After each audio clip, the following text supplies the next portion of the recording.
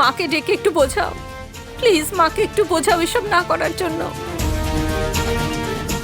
আমি আমি চিকির সাথে কি করে এরকম অন্যায় করব? সুগন্ধা, এই মেয়ে যদি অগ্নি পরীক্ষা দিতে না চায় তাহলে তাকে বাড়ি থেকে বেরিয়ে যেতে হবে। দেবী মা ক্ষমা করবে না।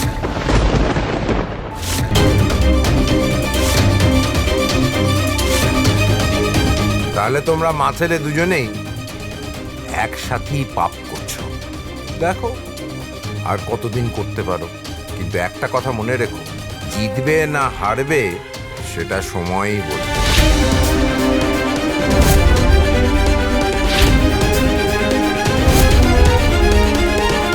চিকিমা, কোনো পরীক্ষা টরীক্ষা দেওয়ার দরকার নেই, তুই তোর ঘরে যা, আমি তোর সাথে আছি।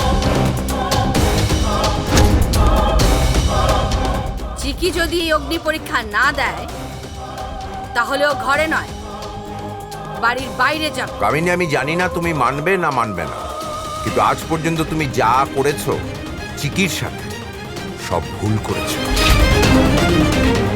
কিন্তু বর্তমানে যা করতে যাচ্ছ সেটা হচ্ছে একটা জঘন্য পাপ।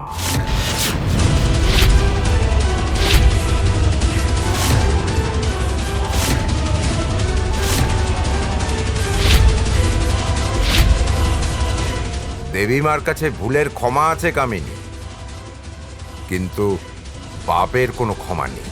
আচ্ছা, তাহলে ও যা কিছু করছে সেগুলোকে কে বলবে? ও যে আমার স্বপ্ন ভেঙে দিল, আমার পরিবারের শান্তি নষ্ট করলো,